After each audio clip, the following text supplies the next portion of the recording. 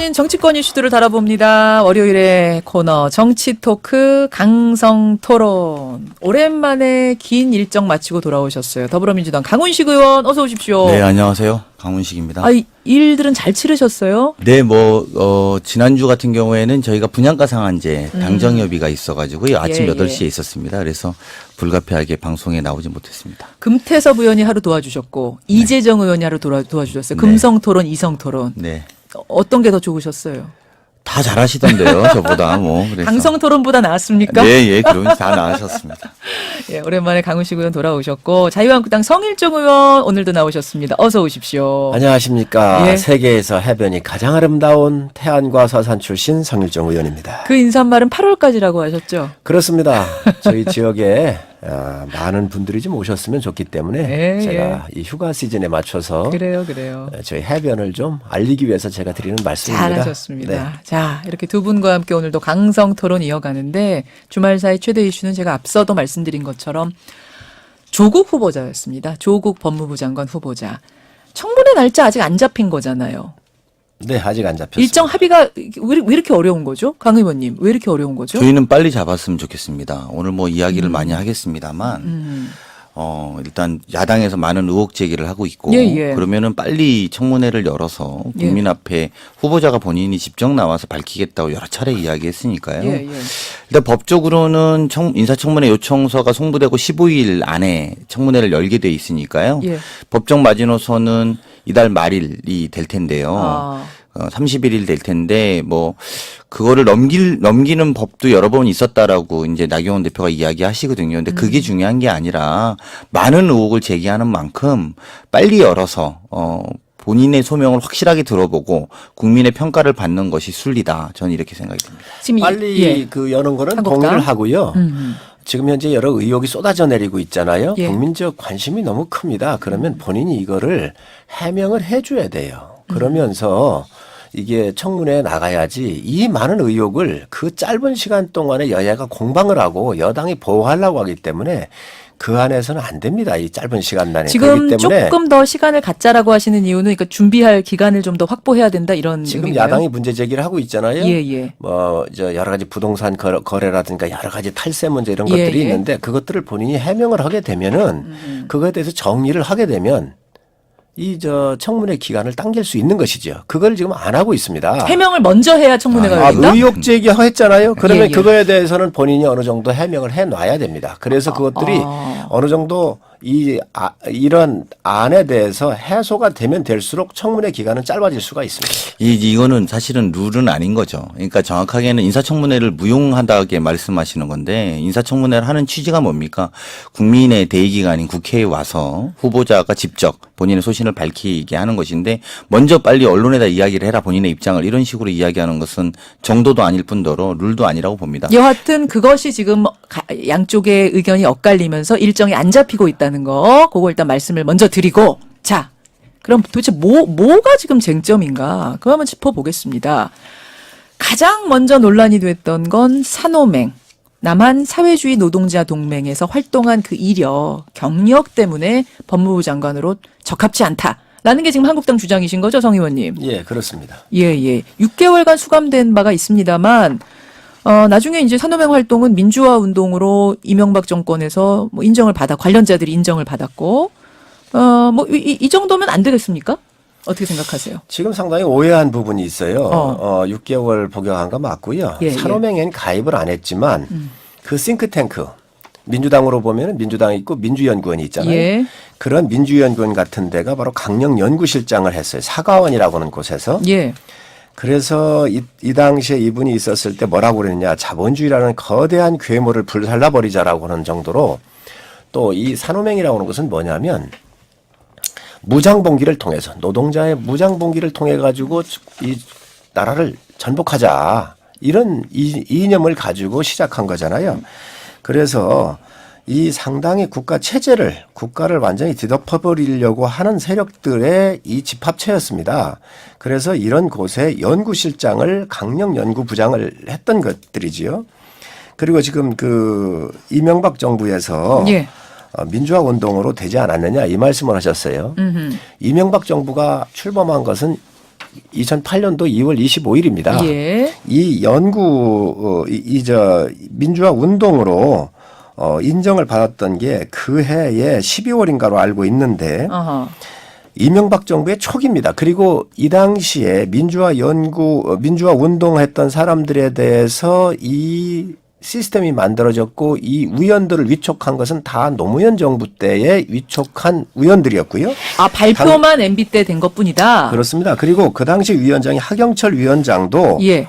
다 노무현 대통령 때에 임명됐던 사람들이 나가면서 이 민주화 운동 유공자로 선정했기 때문에 사회적인 문제가 심각했어요. 본인들이 이것을 인정해놓고 나간 겁니다. 그리고 그걸 와가지고 이명박 정부 때 이 사람들이 인정받았기 때문에 문제가 없다? 이것은 굉장히 논리적 문제가 있습니다. 자, 강훈식 의원님. 이제 뭐 이명박 정부 때 받아서 문제가 없다 이런 걸 떠나서 사반세기 전에 산호맹을 했던 문제를 그때 가장 그렇게 고통받았던 분 중에 저는 떠오르는 분이 김대중 대통령입니다. 평생을 빨갱이 소리 들으면서 김대중 대통령이 되면 나라가 불겁게 물들을 거라고 이야기했었죠. 그게 벌써 20년 전입니다. 지금 20살 청년들은 알지도 못합니다. 그때라는 나라에 대해서.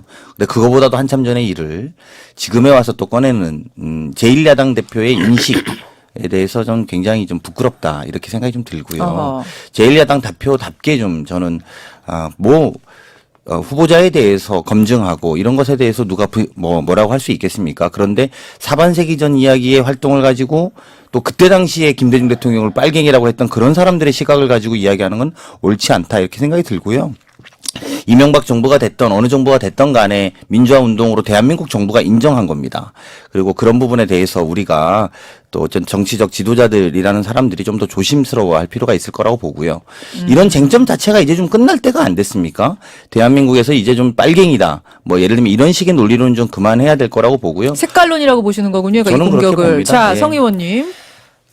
있을 수 없는 이야기지요. 이분들이 사반세기 전에 했던 이야기니까 덮고 넘어가자. 아니 DJ도 역사의 걸림돌이라고 조국 수석이 이야기했습니다. 에? 이걸 뭐라고 얘기하실 겁니까? 그다음에 대통령께서 법무부 장관 지명을 하고 나니까 조국 수석께서 뭐라고 그러셨느냐? 부끄럽지도 자랑스럽지도 않다 그랬습니다. 대한민국에 지금 국민 세금으로 깔아놓고 여기에 자동차, 철도, 비행기 다 타고 다니고 수도 다 쓰고 있는 이 혜택 받은 그리고 대한민국의 수석까지 한 사람이 본인이 무장봉기로 정부를 전복하고 노동자의 계급을 해체하자라고 했었던 사람이 이 정부를 헌법을 부정했던 사람이 부끄럽지도 않고 자랑스럽지도 않다 그랬습니다. 그러면 이런 거를 봤었을 때 그냥 넘어가자는 얘기입니까? 아니 어떤 때는 자랑스러운 내 조국이라고 얘기해놓고 이 사상적으로 보나 이 단체에 들어가 가지고 이거에 대해서 자기가 잘못했던 과거에 대해서 한 번도 반성하거나 이 부분에 대해서 사과 한마디 없었던 사람이 이 나라의 법치주의를 지켜야 되는 법무부 장관의 후보자가 법을 책임져야 되는 최고의 알겠습니다. 사령탑이 예. 부끄럽지도 않고 자랑스럽지도 않다라고 하는 말에 대해서 그러면 야당 대표가 가만히 있어야 됩니까? 자, 강 의원님. 아니 이거 사실은 제가 볼 때는 야당 대표가 뭐 계속 이렇게 하시는 게 저는 뭐 국민들의 인식과의 괴리 정도를 계속 보여주는 거라고 봅니다. 그래서 이 문제에 대해서 본인이 이제 충분히 또 인사청문회가 열리면요. 예, 아직 예. 빨리 합의해서 열면 예. 본인이 그런 입장들 듣고 싶은 것 같아요. 그러니까 그 당시에 당신 생각에 지금도 동의하느냐 이런 걸 물어보고 싶은 건데 예. 그럼 물어보시면 될 것 같고요. 그리고 아마 조국 후보자가 잘 답변할 거라고 봅니다만 그때 일로 공격하는 거. 그러니까 저는 좀 사실은 조국 후보자가 되고 나서 예. 제1야당에서 첫 일성이 뭘까? 약간 기대감이 있었어요. 왜냐하면 원체 조국에 대해서 조국 후보자에 대해서 어느 언론이든 많이 토론했던 주제거든요. 예, 그리고 그렇죠. 야당이 야당이 벼르고 있었다는 건 예측 가능했기 때문에 어떤 첫 일성일까 이랬는데 그 첫 일성이 산호맹이다 이렇게 나오는 순간 굉장히 실망했고요. 새롭지도 않은 내용을 다 알고 있는 내용을 그리고 그 정당에서 백태용이라는 후보를 산호맹의 소위 말한 수장이었던 사람을 예. 영입하려고 했던 그런 과거가 있었음에도 불구하고 예. 그런 부분에 대해서 첫 일성을 제1야당 대표가 할 때 안쓰럽다.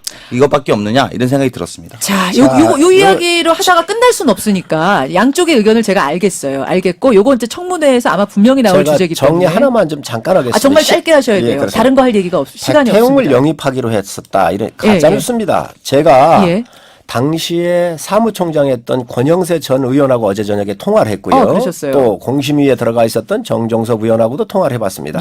공천 담당. 그 공심위에서 백태웅 씨에 대해서는 전혀 언급된 게 없습니다. 다른 외곽에서 그런 이야기가 외곽에서 들렸던 이야기가 보도가 된 그렇습니다. 거다. 정확하게 알고 알겠습니다. 말씀하시기 바랍니다. 알겠습니다. 자, 이제 이 산호맹 논란이 하나 있었고 주말 사이에 더 커진 논란은 재산과 관련된 부분이었어요.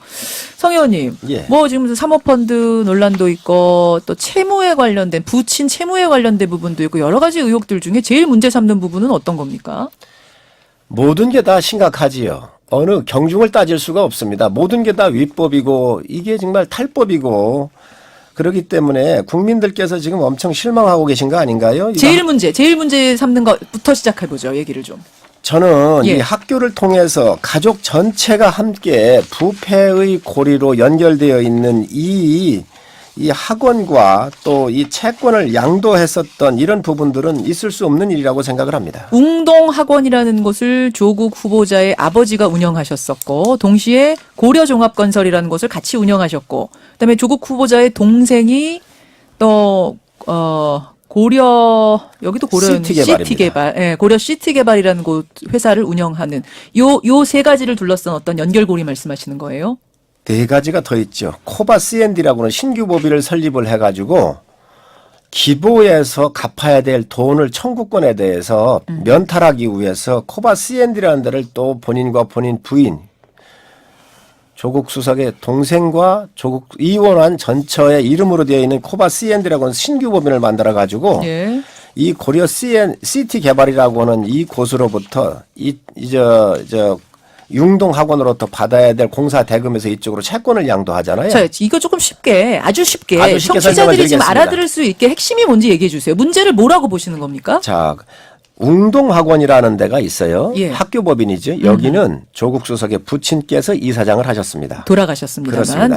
그리고 이 부친께서 이 부친께서 또 운영한 게 고려종합건설이라고 하는 데가 있는데 이게 부친께서 운영을 하셨습니다. 그래서 96년도 1월부터 97년도 3월까지 학원에서 나오는 공사를 같은 소유주잖아요. 아버지가 같으니까 아버지께서 양쪽 다 학원과 건설회사를 운영하고 계셨는데 여기에다가 16억 원 공사를 발주를 한 겁니다. 그러니까 아버지가 이걸 수주를 해가지고 학교로부터 아버지가 운영하는 회사로 16억을 받아가지고 아버지가 아들 회사로 줍니다. 이게 고려 시티 개발입니다. 고려 종합건설이 수주를 해서 고려 시티 개발에다가 또 그렇습니다. 여기에 조국 아들 회사입니다. 조국 수석의 동생인 회사에다가 줍니다.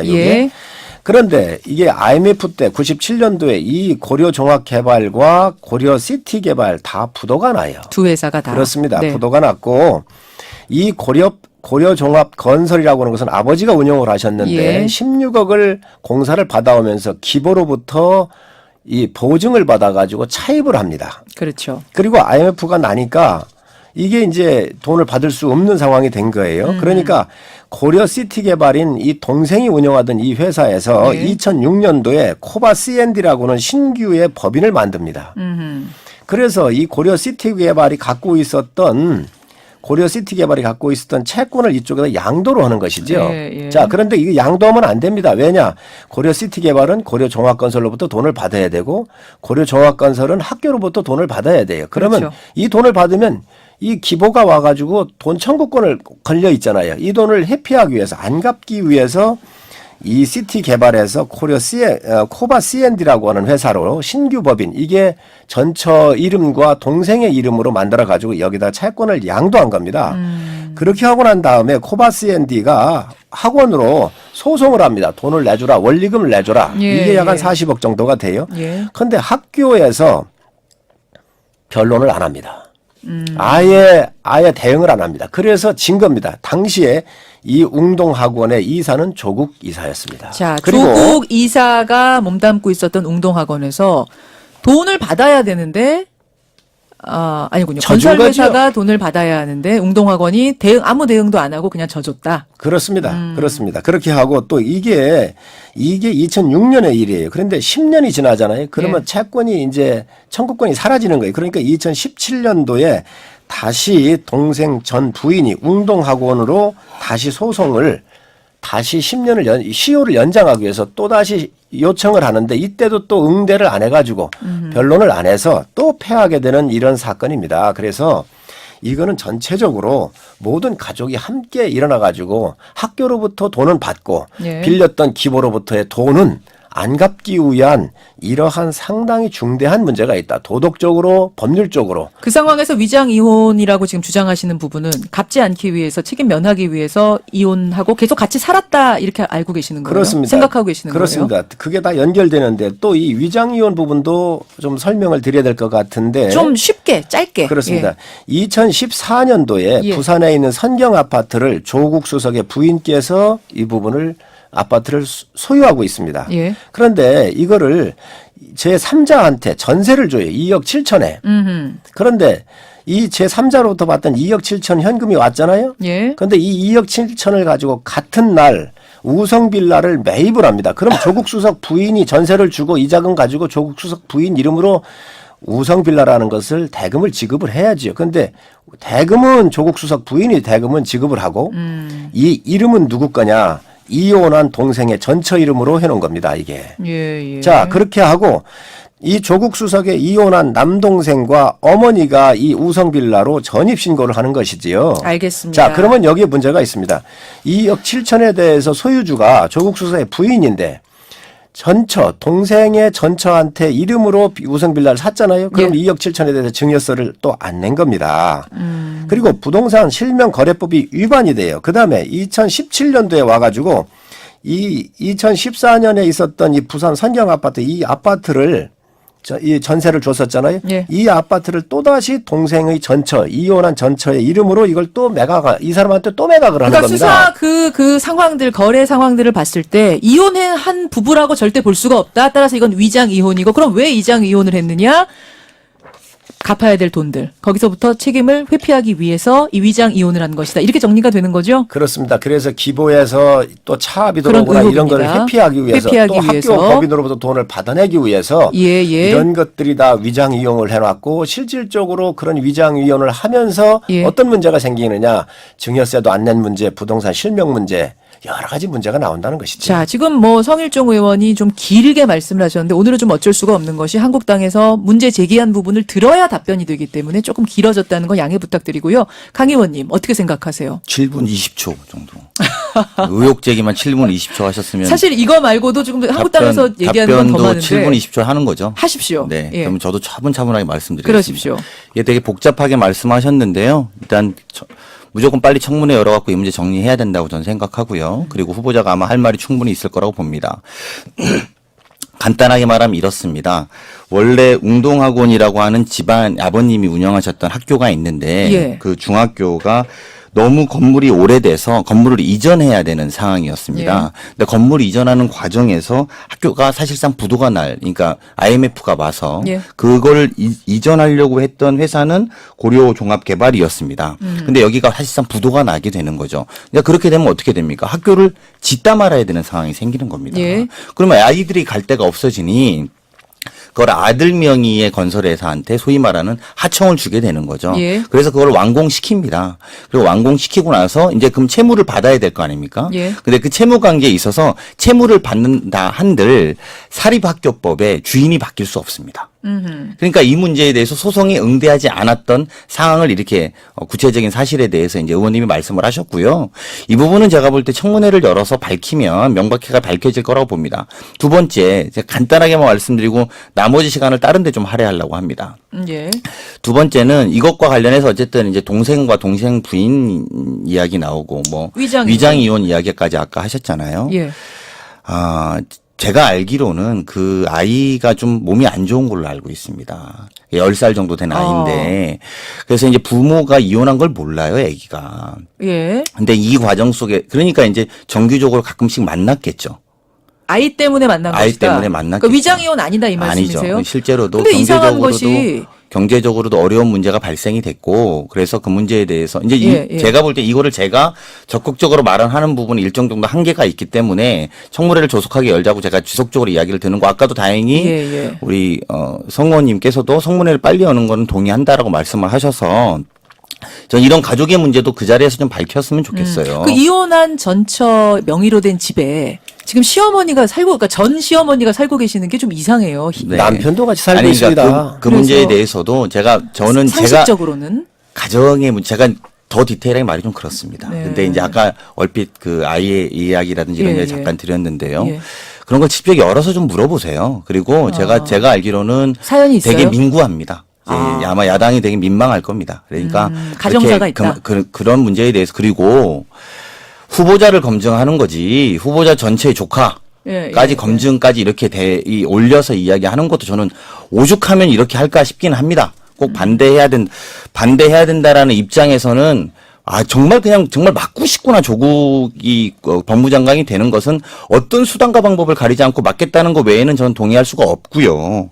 그래서 사실은 왜 조국이 그렇게 되면 그러니까 지금 이 문제에 대해서 요 정도로 제가 2분 30초 동안 답변 드린 걸로 간단하게 마무리를 짓고 지금 몇 번 말씀하셨어요? 자, 하나만 정도 말씀을 드리면 본질적으로 왜 이렇게 조국 수석에 대해서 알러지 반응을 보이는지 저는 한 두 가지만 좀 말씀을 좀 드리고 싶습니다. 그러니까 첫 번째는 이 정부의 핵심 고리는 그러니까 촛불 정부로 만들어졌던 소위 현재 문재인 정부에 대해서 촛불 정부를 무너뜨려야겠다. 이거는 아주 핵심적인 사법개혁에 대한 원론적 가치는 우리가 양보할 수 없다라고 제1야당은 판단한 거다. 저는 이렇게 봅니다. 그리고 그렇지 않으면 이렇게까지 본인에 대한 의혹이 새로 나온 걸 이야기 한번 해보라 그러십시오. 예를 들면 사모펀드 이야기는 저는 좀 해야 된다고 봅니다. 그 부분에 대해서 국민적인 반감도 저는 충분히 있을 거라고 보고요. 그 부분은 청문회 열어서 충분히 밝혀야 된다고 봅니다. 나머지는 새로울 게 하나도 없습니다. 오히려 가족들 그리고 그 동생의 전처의 아이까지 거론하는 이런 형태에 대해서 저는 청문회를 이렇게 가져가도 되는지 오히려 더 의문스럽고요. 알겠습니다. 두 번째는 이 문제를 별도로 하더라도 저는 오히려 이런 생각이 듭니다. 왜 첫 일성을 제1야당의 대표가 조국 후보자가 되는 걸 그렇게 반대할까라고 보면 너무나 다르고 비슷하기 때문입니다. 무슨 말이냐. 대선주자 황교안이 볼 때 잠재적 대선주자로 본 것 아니냐. 잠재적 대선주자로 봤기 때문에 지금 무리하게 터는 것이다. 그렇죠. 그러면 그 대결 구도가 이렇거든요. 공안검사 대 양심수의 대결이지 않습니까? 법률가로서도 법학자의 전문학자 대 법 전문학자 대 공안검사의 대결이 되는 거거든요. 본인한테 불리했을 거라고 판단할 거라고 봅니다. 그런 거 아니라면 이렇게 주변 털기식으로 하지 말고 본질적인 조국의 문제, 정책 수행의 문제를 갖고 우리가 청문회를 열고 따질 것은 따져야 된다라고 생각합니다. 알겠습니다. 시간이 이렇게 되면 두 분 얼추 맞아죠. 제가 잠깐만요. 지금 사실은 준비된 시간이 다 됐는데 지금 강훈식 의원도 말씀하셨다시피 사모펀드 본인과 관련된 이야기는 안 하고 갈 수가 없을 것 같아서 오늘 화제의 인터뷰 준비된 걸 조금 미루고 요 사모펀드 얘기 하는 김에 더 하고 가겠습니다. 성 의원님께 설명을 또 요청드리면 또 길어질 수가 있어서 그냥 이건 제가 던지겠습니다. 요점을. 조 후보자가 민정수석일 때 부인과 딸, 아들 3명이 함께 사모펀드 블루코어 밸류업 1호라는 사모펀드에 74억 5,500만 원 출자를 약정합니다. 그리고 10억을 납입했습니다. 근데 조 후보자의 재산 총액이 50억 원 가량 돼요. 어떻게 자신의 재산 총액보다 더 넘는 액수를 사모펀드에 출자 약정을 할 수가 있겠는가? 그리고 그 사모펀드가 업계에서 그다지 유명하지도 않은 사모펀드인데 어떻게 재산이 넘는 정도의 돈을 소위 몰빵할 수가 있겠는가? 이것은 참 희한하다라는 것이 의혹. 맞지요, 성 의원님? 그렇습니다. 자, 강 의원님 답변 주십시오. 간단하게 말씀드릴게요. 이때 당시 사모펀드 들어갈 당시 이미 수익률이 한 30% 됐다는 겁니다. 그 당시에도. 그 펀드가 그 정도의 가능성들 보여줬다는 거고. 두 번째는 저는 잘 몰라요. 이 사모펀드에 대해서 잘 모르지만 사모펀드의 이 약정액이라는 것은 소위 신용카드 한도액 같은 거라고 하더라고요. 그 전문가들 이야기에 따르면. 그래서 다 쓸 수도 있고 안 쓸 수도 있다는 겁니다. 그리고 요구할 수도 있고 안 요구할 수도 있다는 건데요. 거기에서 10억 정도를 본인 투자를 한 거고 그 이후에 새로운 투자를 하지 않겠다라는 이야기는 서로 잠정적으로 되어 있었던 상태라고 합니다. 근데 본질적으로 근데 이 문제에 대해서도 제가 저희 여당으로서 토론에 나가면 이 여당 후보들을 디펜스하는 어느 정도의 한계 측면에서 보면 본인들이 직접 나와서 밝힐 수 있는 장을 빨리 만들어주시는 게 제일 효과적입니다. 즉 바꿔 말하면 청문회를 시급하게 열면 된다고 보는데요. 이 문제는 신용카드 한도액과 같은 개념으로 다 쓰지 않았다. 그리고 두 번째는 30% 정도의 수익률이 있었기 때문에 믿고 들어간 거고 그 이상의 새로운 투자는 만들지 않았다. 지금 조국 후보자 말고는 다른 투자자가 없다라는 이런 보도도 있던데 그건 아니에요? 제가 그것까지는 사실 확인을 못 해봤습니다. 자, 성 의원님. 참 말이 되는 얘기를 해야 한다고 생각을 합니다. 이 펀드는요. 펀드 회사가 운용을 하잖아요. 예. 수수료를 받습니다. 예. 아니면 성과급을 받게 되어 있습니다. 예. 이 회사를 보니까 다른 펀드가 없는 것 같아요. 거의 이가 하나 있는 것 같아요. 직원이 3명입니다. 예. 10억짜리 운용을 해가지고 수수료를 얼마 받아서 직원 3명과 사무실을 운영할 수 있겠습니까? 이 펀드 자체가 상당히 위험하고요. 그래서 이 펀드를 운영을 하면서 수수료 플러스 성과급을 줄 수가 있어요. 예. 예를 들어서 10억을 운영해서 10억을 벌었다. 그럼 30%를 운용사한테 준다. 이렇게는 할 수는 있을 거예요. 그러니 이거에 대한 약정을 맺은 게 있습니다. 떳떳하면 약정 내놓으시면 다 끝날 일입니다. 그리고 이 사모펀드는 생각을 해보십시오. 74억을 약정을 해놨는데 예. 이 사모펀드 운용회사는 74억에 대한 약정이 되어 있으면 74억 운용할 거에 대한 이 기본적 운용 구도가 있어요. 운용 지침이 있어요. 그리고 인력이 얼마가 필요한지 어떤 상품에 분산 투자할 것인지 집중할 것인지 이 고민을 다 해야 돼요. 그런데 10억밖에 안 들어왔거든요. 예. 아니 우리 국민 다 이 방송 듣고 계실 텐데 많은 분들이 내가 74억을 계약을 해놓고 10억만 줬다 그러면 그 회사에서 가만히 있겠습니까?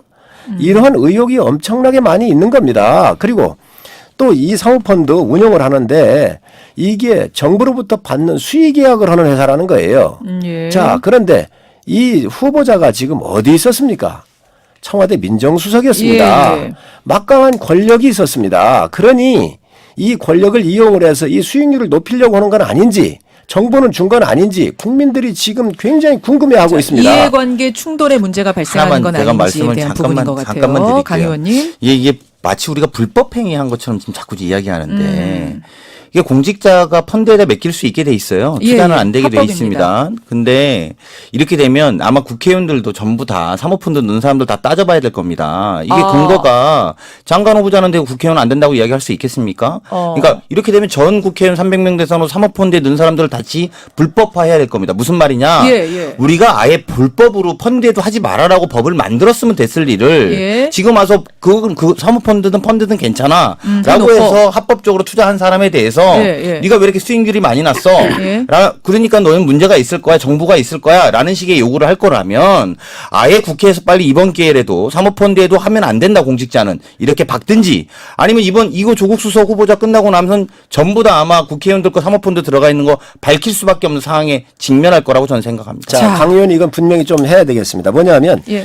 사모펀드를 지금들이 하고 있습니다. 하는 예. 거 정상이고 막을 필요가 없습니다. 자, 그런데 이 은행들이 하거나 증권회사가 한다고 그러면 사모펀드를 예를 들어서 1,000억이나 1조 원을 설정을 합니다. 예. 그 중에 10억이나 20억, 100억을 넣는 것이지요. 이 펀드는 조국 수석을 위해서 74억 이 부분밖에 없는 겁니다. 지금 현재. 그러니까 조국 수석을 위해서 만들어진 펀드라는 이런 펀드는 나올 점이라고 수가 의심하는. 이런 펀드가 나올 수가 1,000억 중에 조국 수석의 이게 약정한 게 74억이라고는 모르지만 자. 이게 조국 수석을 위한 펀드예요. 그러니 이 약정서를 내놓으시면 되는 겁니다. 제 생각에는요. 여기서 결론이 안 나요. 우리가 지금 약정서를 가지고 있는 것도 아니고 결론은 안 납니다. 다만 한국당에서 제기하는 의혹은 이거고 민주당에서 생각하는 이것은 이 부분에서 엉터리 의혹이다라고 생각하는 게 어떤 건지를 지금 여러분들께 들려드렸고요.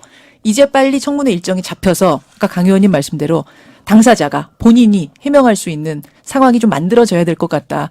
굉장히 복잡하네요, 성 의원님 듣다 보니까. 너무 많기 때문에요. 복잡해가지고. 조국 수석이 빨리빨리 해명할 건 하고 또 청문회 가서 할 건 하면 됩니다. 아무것도 안 하고 있지 않습니까 지금? 자, 쟁점 오늘 짚어봤습니다. 예. 두 분 고생하셨고요. 차트를 하나 다음에 만들어 오셔야 될 것 같아요. 이게 라디오로 설명하는 게 참 쉽지가 않네요. 청문회 빨리 열는 게 답이죠. 빨리 열어서 네. 그때는 차트 보면서 좀 설명을 듣도록 하죠. 강훈식 의원님 고생하셨습니다. 네. 성일정 의원님 고맙습니다. 네, 강훈식 의원이 오늘 특히 고생하셨습니다. 강성토론이었습니다.